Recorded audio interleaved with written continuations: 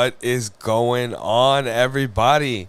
Thank you for joining us on this edition of another Screen Talk After Hours, where we like to talk about sex, drugs, alcohol, and of course, movie and TV news.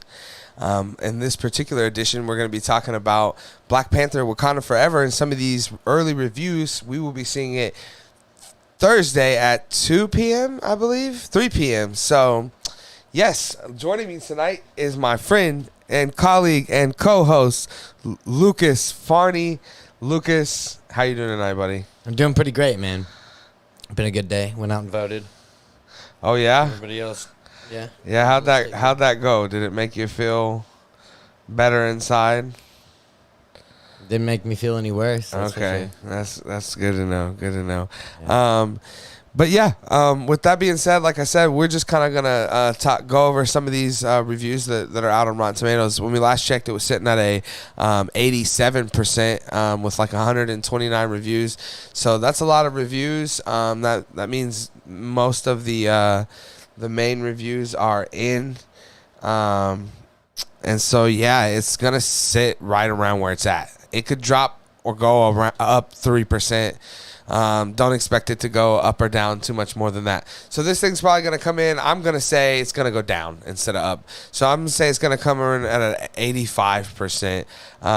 But right now, like I said, it's sitting at an 87%. Quickly, I just want to go over the things we know about this movie. Something we talked about on the show today is that something Ryan Coogler said was this movie is going to deal a lot with grief.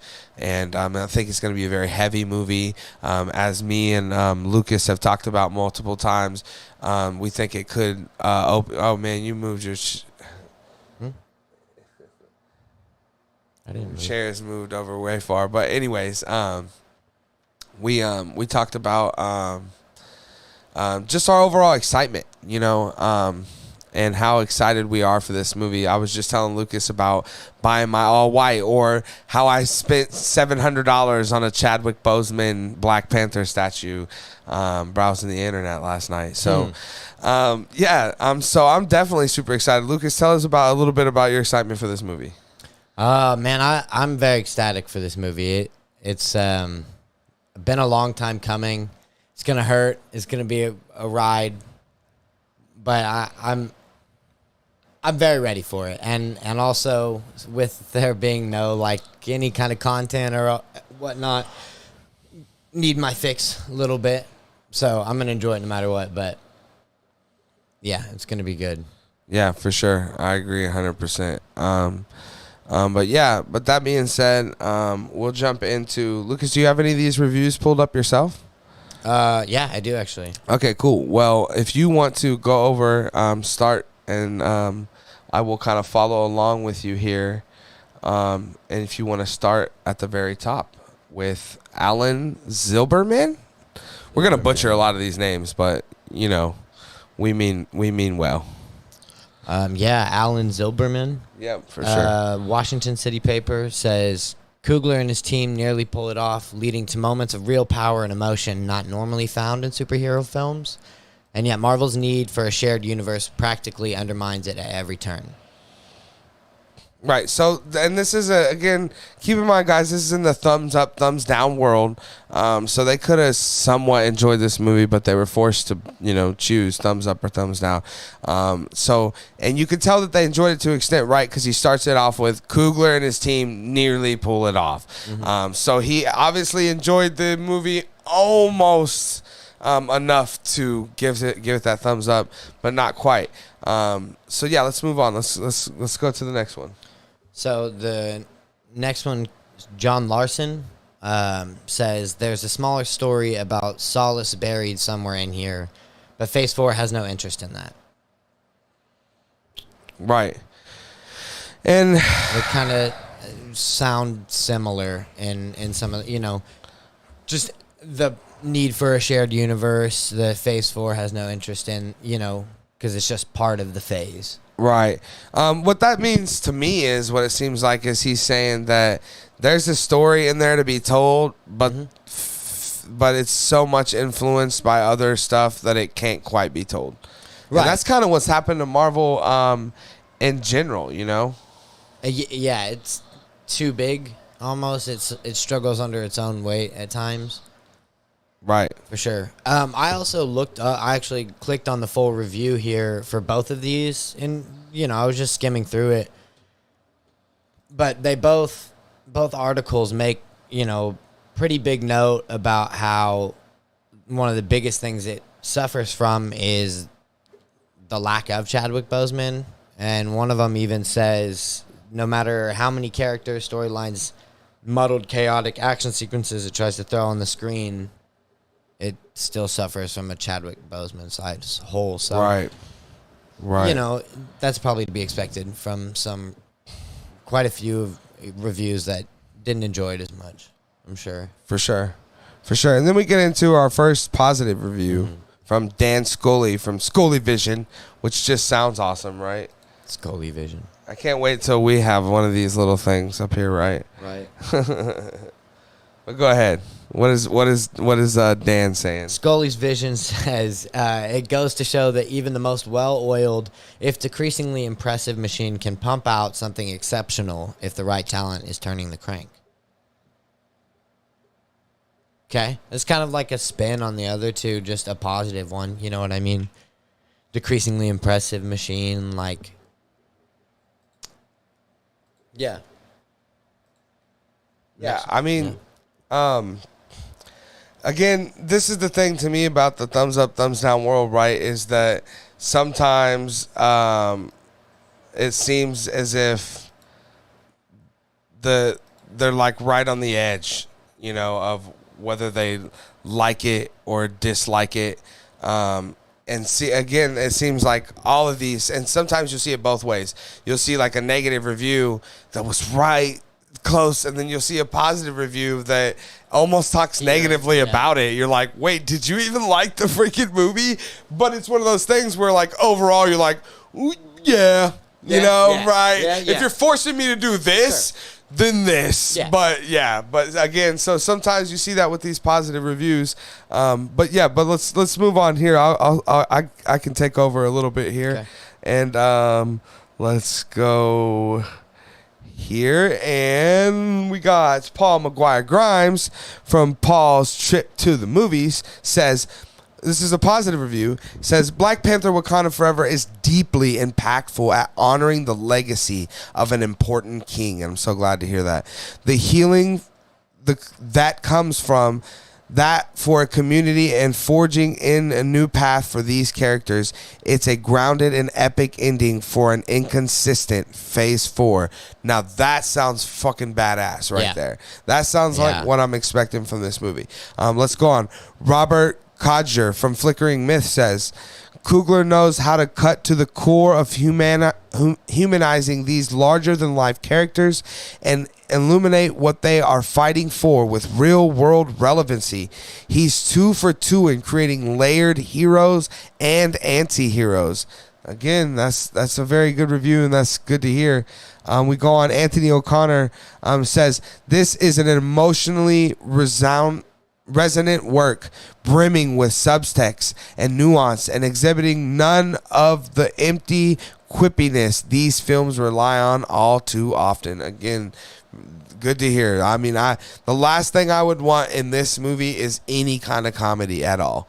I mean, almost at all. Maybe like one of those little, like, to kind of unsettle how fucked up what we're going through is things, but like it would just be small and really irrelevant. Not like, the Thor and Star-Lord moment where they're like, just look to your friend, look in their eyes, not like a silly moment like that. I can't see that would take you so far out of a movie where you're trying to experience grief, right? I mean, I think the only person that I could see any form of quippiness, and only as a means to cope with her own grief, it would be Shuri. And maybe Ironheart, because she's a child. Yeah, definitely her, I would say. Yeah, sure. yeah. Well, and I bet it's between the two of them. Maybe Everett. Yeah, maybe. Yeah. I mean, you always get that Lupita Nyong'o. Light, right. Yeah. That's it's important. destructive, but also like, right. You don't. I mean, it is nuanced, like they're saying. For sure. You don't. you don't want it to be so heavy it's hard to breathe. For sure. Moving on here, we go to Brian Orndorff, amazing name, from Blu-ray.com. Says, Wakanda Forever isn't as invigorating as Black Panther, which is to be expected, with the MCU formula fighting to keep the endeavor exciting when it eventually sags, though the bigness of the final 30 minutes is impressive. Interesting. So that's and like I was telling Lucas a little bit before we went on air that I did hear rumors that there is maybe 4 or 5 kind of secret cool cameos in this, which is interesting because like literally we expected that in every freaking movie that we got this year. Like in Doctor Strange we expected it, and then in Thor we expected it, but now we're gonna get it in the one movie we would least expect it in. That's weird, Marvel. Nah, well, I wouldn't. It sounds very Marvel-esque. Yeah, I guess. Here we go. Carla Hay from Culture Mix says, in more ways than one, Black Panther, Wakanda Forever, shows how healing from a tragedy can turn into a triumph. This top-notch sequel to 2018's Black Panther is an epic story of grief, loyalty, greed, and the resilience of the human spirit. Oh, man. Love that. That sounds great. Emmanuel Nociet says, Black Panther Wakanda Forever is an emotionally gripping film that makes the best of what it can given the tragic hand it was dealt. Again, I keep saying it, and it's becoming more evident reading these. This movie's gonna be heavy, man. Yeah. This movie's gonna be hard to deal with. Lots of tears. We're all wearing white. We're coming out stained up because we're gonna be crying the whole time. Let's move on here and read a few more. Here's one. We get into another negative that says, thumbs down, that says, this is from Mick LaSalle from the San Francisco Chronicle. A top critic says, as it stands, Wakanda Forever feels as lost and forlorn. Lost and forlorn as the Wakandan people. Ouch. That is by far the most. That is a definitive. I did not like this movie. We'll move on. Alejandro Martinez says, when Wakanda Forever gets to lean into more genuine, earnest, and nuanced aspects of its story and characters is when it really shines. That was from We Got This Covered. Then we got Jason Escamilla that says, Black Panther Wakanda Forever feels like it goes on forever. But despite an extremely slow-paced setup, director-screenwriter Ryan Coogler has enough beauty and tragic intrigue amongst invigorating action that will appeal to Marvel fans. That sounds awesome, man. Mike Zarilla from Espinoff says, Coogler and Cole's screenplay set up familiar dilemmas without being repetitive. That's good. Here's another top critic that's giving it a thumbs down. Tim Grierson from Screen International says, Wakanda Forever proves poignant in 2 ways. The film is often quite thoughtful in its exploration of grief, but it struggles to overcome what the actor's loss means to the future of the series. Ooh. Now that's interesting, right? Because kind of what that says to me, and Lucas, you can correct me if you feel like you're feeling something different out of this, but what that says to me is they do a good job exploring, the grief part and the fact that Black Panther is gone, but they're not really sure what to do with the character moving forward. So basically, if we do see what we think, where we're going to see multiple Black Panthers, it sounds like we don't get an answer which one is which. We don't get. We're going to end the movie with like a cliffhanger. Ooh, it's probably none of them. Where it's going to be someone completely different now. Right. I mean, that could be an issue. Again, it depends on how good the movie is. For Tim Grierson, clearly it was such an issue that, it made the movie not well for him. We'll read a couple more. Ethan Vestby, the film stage, said a negative review says, the true prestige Marvel Pictures, it borders on being less a film continuing themes that resonate with audiences and rather about itself, resulting in artistic tensions both interesting and frustrating. very a lot going on there. And we'll read one more. This is a top critic with a positive review that says, this is Jake Cole from the Associated Press, says, Wakanda Forever is overlong, a little unwieldy, but Coogler's fluid command and mixing intimacy with spectacle remains gripping.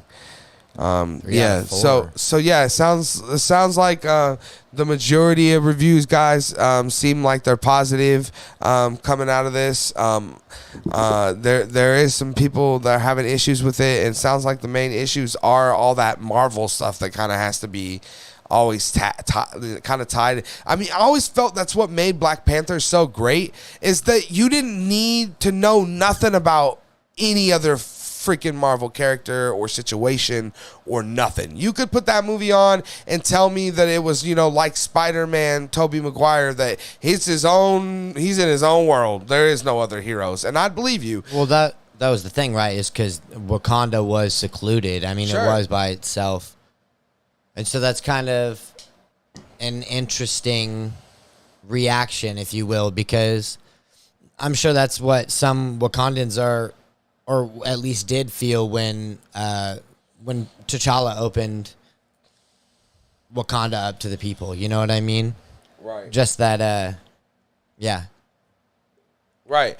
But again, when you have all these movies, we've seen it with Doctor Strange and Thor this year, where it can have to be kind of tied so much into other things that it doesn't really get to breathe and be itself. And it kind of sounds like this could have some of that going on, but we'll see. I'm still excited. These reviews kind of overall actually increased my excitement a little bit. I see that the things that people have wrong with it, I think those things probably for a fan like me probably won't affect me in the same ways that it's affecting these guys that aren't liking it. And keep in mind that 87% of the people that are seeing it are liking it. So yeah. That being said, like I said, we will be going out. I don't know if Lucas has his ticket, but I definitely have my ticket. I will be going on this Thursday, couple days at 3 p.m. And I will be there in my all white with my box of tissues. And I will be buying a popcorn bucket and probably a Black Panther cocktail, like I always do with everything. So. That being said, I'm going to send it over to Lucas. And, Lucas, I just want you to tell me what you're looking forward to the most and what your expectations are for Black Panther Wakanda Forever. I would say, first and foremost, probably closure. You know what I mean? A proper farewell to T'Challa and Chadwick Boseman. For sure. It's still, I mean, it's been 2 years already, but it still feels so fresh, and I know it's only going to feel more fresh watching this. So I was telling Shane is that not only are we going to see this movie, but we're all kind of going to Chadwick Boseman's funeral. Right. I mean, a wake or a memorial, right? Sure. And absolutely, right. And then that's what I'm getting at is that, I feel like I haven't had that chance to properly close it yet. Just because we haven't had that. The What If season 1 was great with him in there, but one of the cameos, should I say this or not, about that it might be... No spoilers. Not spoilers. I mean, I won't say it. Just, okay. Just I think we're all thinking the same thing, and I really hope we do get that in whatever form it takes. Whatever form it comes, you know what I mean? Sure. Even if it's... Well, I'm sure we'll open with a purple Chadwick Boseman. Yeah, Marvel. Tribute. Yeah, for sure. But other than that, as for the actual story, I'm very excited for Namor. For sure. He seems... I mean, the more I watch of it, whatnot, God, he's going to be awesome. And somebody said, I don't know, the producer, screenwriter, or something said that he is as strong as Thor or something like that, and could be as strong as Hulk given enough time, or something to that effect. Interesting. He's a mutant. Yep, the first mutant. Yeah. I hope Dr. Doom is in it. Yeah. I'm really excited for Ironheart. Actually, the closer it gets, I mean, they just released a new clip too. With It's funny as the longer you go on, and the more I realize that this movie has a lot to do. It does. Yeah. It's got a lot to do. I mean, you're introducing Namor, you're introducing Ironheart. I mean, those are multiple new characters. Plus, you have to introduce some sort of new Black Panther or someone who's at least temporarily taking the mantle, whether that be 1 or 3 or 4 characters. But right, it's interesting how all these movies have kind of turned into a multiple, like 4 Doctor Stranges in one movie, 4 Black Panthers, 4 Thors. There's a trend for sure. Right, it's around. Weird how that whatever that trend is, it's just very weird. But yeah. That being said, I think we're gonna wrap this up. Like I said, we just wanted to jump on here and quickly go over some of the reviews that are out now, and just talk about our hype and our excitement for Black Panther overall. And yeah, it seems good. It's not 95% or whatever the original, maybe 98, maybe the original. It's like 95 or 98, the original Black Panther, also nominated for Best Picture at the Academy Award. So is it on that level? It's not seeming so that people are enjoying it on that level. But hey, 87, and if it falls to an 85 or even a couple digits below that, that's still pretty solid for this film. So it's 96. 96 is the original. 79. So that's pretty hard to top. Yeah. And well deserved. So yeah, that being said, I'm super excited. I will be there Thursday, 3 p.m. Look for my out of theater review. If Lucas is there with me, he will also be there to do an out of theater review with me, and we will tell you all of our thoughts on Black Panther 2: Wakanda Forever. And yeah, make sure you guys join us for that, and make sure you guys join us tomorrow for the normal everyday Screen Talk live YouTube show. So thank you guys so much. Make sure you thumbs up this video, and subscribe, hit the notification bell so you can know when we're going live and doing all this fun stuff. I've been joined today by my friend and colleague again, Lucas Fearney. Lucas, we don't got your handle up, but you can tell people, where can they find you at? Twitter at Lucas_Farney, not Lucas space Farney. Lucas_Farney. Instagram, I think, is the same thing. So cool.